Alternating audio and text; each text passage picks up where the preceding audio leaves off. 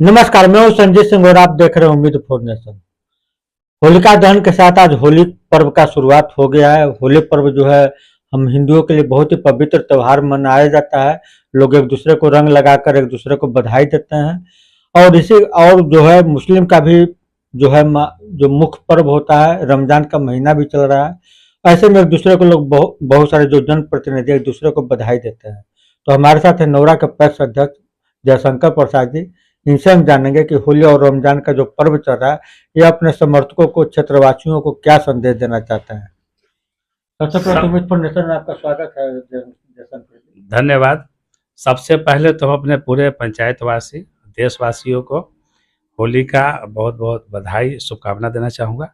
हमारे मुस्लिम भाई हैं उनको भी रमजान का बहुत बहुत बधाई या शुभकामना देना चाहूँगा। होली पर्व में जो पहले का होली था और आज की होली है उसमें क्या अंतर आपको दिखाई देता है जयशंकर जी? कुछ बदलाव आपको दिखाई देता है या नहीं? जी, बदलाव है। अभी लोग ज़्यादा अवेयर है। पहले बहुत लोग छोटी छोटी बातों के लिए लड़ाई झगड़ा करते थे, वो चीज़ों अब समाज में हम कम देख रहे हैं।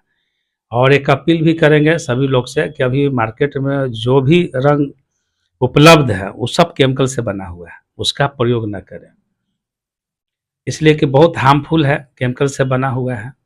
होली तो शांति सद्भाव का भाईचारा का पर्व है ही। तो मैं अपील करूंगा कि कहीं छोटी मोटी कोई घटना हो भी तो लोग आपस में हम लोग मैनेज करने का काम करेंगे और शांति सौहार्द बना रहे, इसके लिए पूरा होली का जब तक पर्व है हम लोग उसको करते रहेंगे।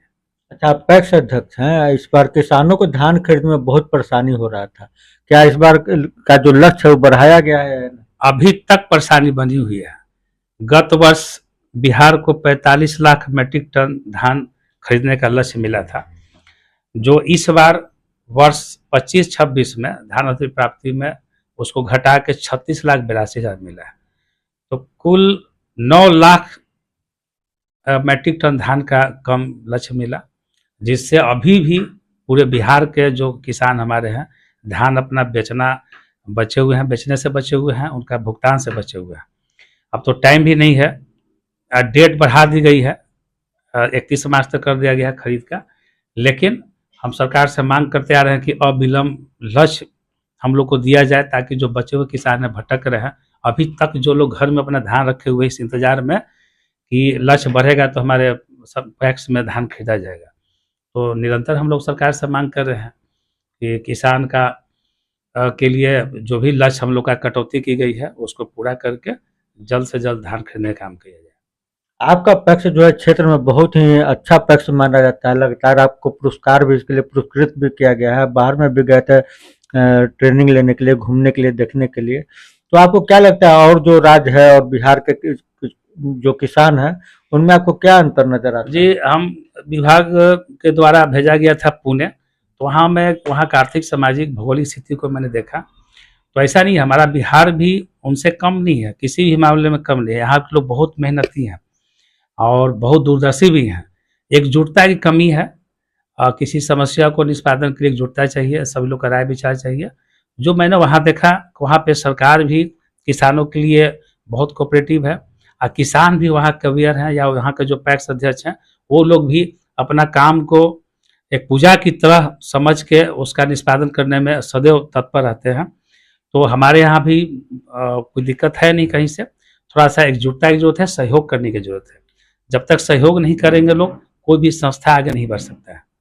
बिहार सरकार तो बोलते कि हम किसान हितैषी हैं, फिर 9 लाख मीट्रिक टन का जो लक्ष्य है क्यों कम कर दिया गया? जी, केंद्र सरकार से लक्ष्य कटौती की गई है। हम लोग जनवरी से ही इसका मांग निरंतर करते आ रहे हैं। हमारा देश जो है किसानों का देश है, इसके साथ अन्याय न हो, इसके लिए हम लोग सभी वर्गों से अपील करते हैं। इनके सहयोग के लिए आप लोग हमेशा तत्पर रहिए।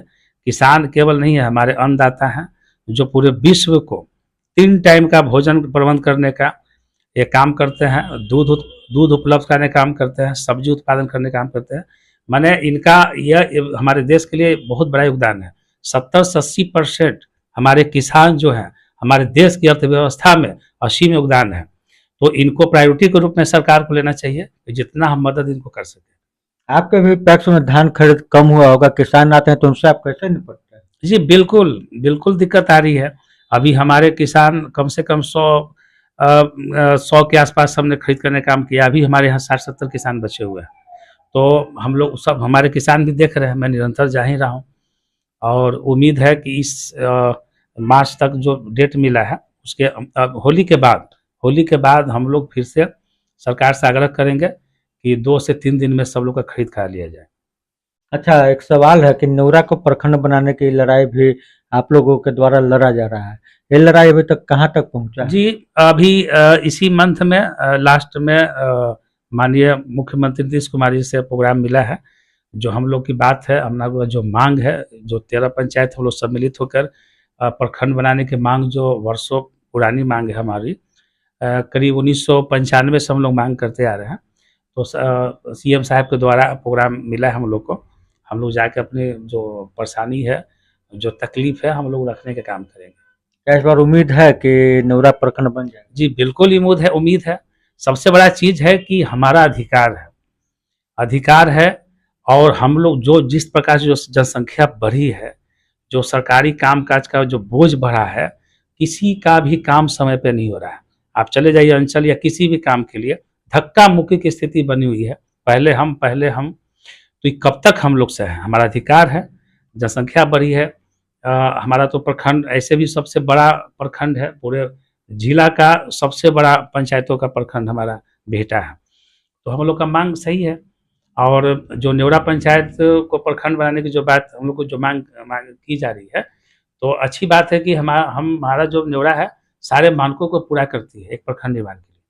अच्छा, आपके पक्ष में ऐसा क्या है कि बाहर से भी टीम का बाहर से जो भी लोग टीम वर्क कर देखने के लिए आपके पक्ष में आते हैं, उनके क्या हिसाब है? देखिए, हमारे यहाँ 8-9 तरह का व्यवसायिक गतिविधियां हमारे पैक्स में, जो भी हमारे सदस्य हैं उनको जो भी सरकार का, बिहार सरकार का हो या भारत सरकार का हो, जितनी परिचालित योजनाएं हैं उसमें लगभग हम काम किया जा रहा है हमारे सोसाइटी में। तो जो सोसाइटी के यहाँ नहीं हो रही है वही लोग देखने आए थे कि आप कैसे करते हैं, हम क्या कर सकते हैं। तो हम भी उन लोग से आग्रह किए हैं कि जो हमारी शक्ति है सोसाइटी की, आपकी भी शक्ति है, समाज शक्ति है, आप भी बेहतर कर सकते हैं। तो उनको जितना संभव हो सका मैंने उनको बताने, समझाने और सिखाने का काम किया।